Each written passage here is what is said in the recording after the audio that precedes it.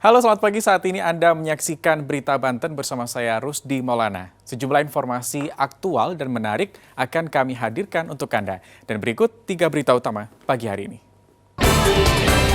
Unjuk rasa Bupati, mahasiswa tertabrak mobil.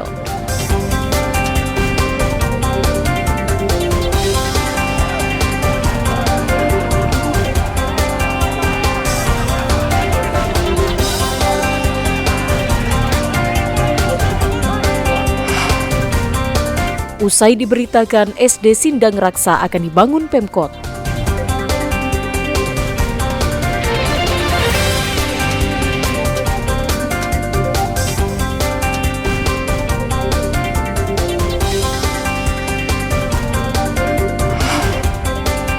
Pasca Lebaran, harga kebutuhan pokok justru naik.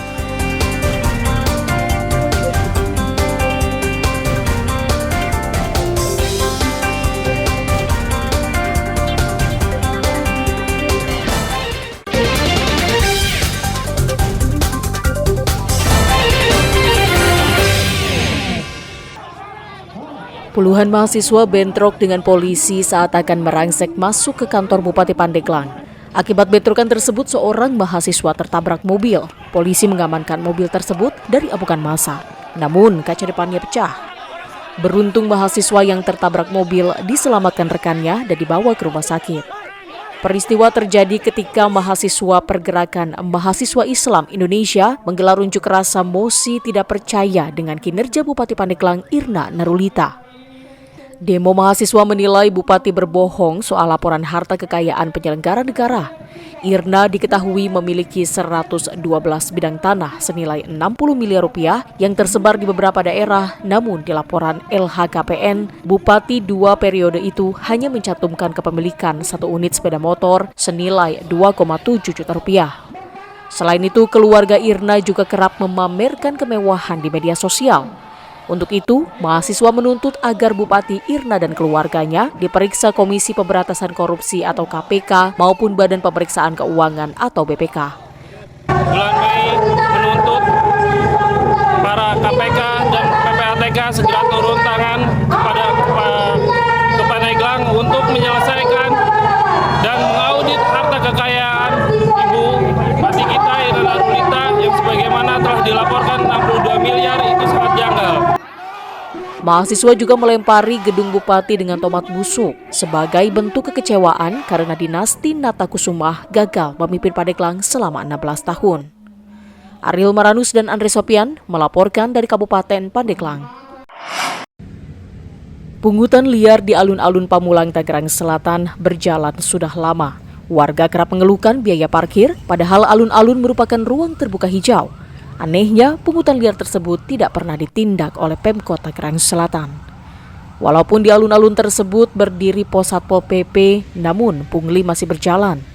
Wakil Wali Kota geram dan mengecek langsung ke lokasi. Alun-alun Pamulang menjadi tempat warga berkumpul dan beraktivitas olahraga pagi dan sore hari.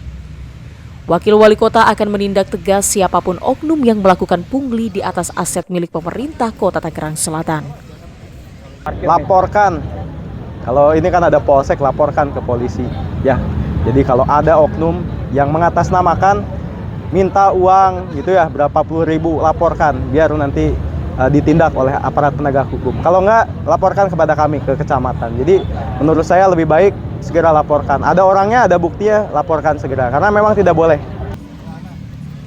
Masyarakat yang berkunjung ke alun-alun Pamulang juga diimbau untuk memarkirkan kendaraannya sesuai dengan lokasi yang sudah disediakan pemerintah Kota Tangerang Selatan guna menghindari praktik pungli parkir. Ariel Maranus dan Syabudinatar melaporkan dari Tangerang Selatan. Usai pemberitaan, SD Negeri Sindang Raksa akan diperbaiki oleh pemerintah Kota Serang. Dinas Pendidikan mengalokasikan dana 600 juta rupiah untuk memperbaiki 3 ruang kelas dan akan dilakukan antara bulan Mei dan Juni bila proses lelang sudah dilakukan. Sebelumnya, para siswa harus belajar dalam kelas yang rusak berat dari mulai plafon yang rusak, jendela dan tembok yang sudah tidak layak. 3 kelas sekolah dasar negeri Sindang Raksa akan diprioritaskan secepat mungkin. Di tahun ini, Dinas Pendidikan hanya bisa merehab 10 sekolah yang rusak berat. terkait dengan SD Sendang Raksa, bahwa pengajuan ke kami melalui sekolah mengusulkan 3 ruang kelas akan kami rehab. Insya Allah di tahun 2022 ini. 2023 ini. Dengan nilai anggaran APBD 336 juta ya. Sementara itu di Kota Serang jumlah sekolah yang rusak mencapai 85 hingga 90%. Ariel Maranus dan Rizal Ramdhani melaporkan dari Kota Serang. 2 pekan pasca Lebaran, harga-harga kebutuhan pokok di pasar tradisional Rangkas Bitung terjadi kenaikan seperti telur ayam dan minyak goreng. Harga telur Rabu kemarin kembali naik dari Rp27.000 menjadi Rp28.000 per kilogram. Padahal saat Lebaran harga di kisaran Rp26.000 per kilogram. Sedangkan harga minyak goreng naik sekitar Rp200-300 per kilogram untuk semua jenis minyak goreng, baik kemasan maupun curah. Kamis kemarin, kenaikan telur ayam sudah terjadi mulai dari tingkat distributor. Normal memenuhinya minyak 100-200 minyak. Oh, 100 minyak. Kalau telur berapa sekarang? Telur ini ada 28, kemarin 27. Oh, kemarin masih 27.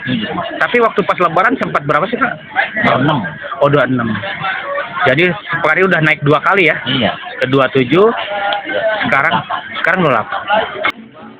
Pedagang berharap kenaikan harga ini tidak berlangsung lama karena daya beli masyarakat saat ini cenderung mengalami penurunan. Selain itu, tidak ada sidak harga oleh Dinas Perdagangan Kabupaten dan Provinsi Banten. Ariel Maranus dan Saipul melaporkan dari Kabupaten Lebak.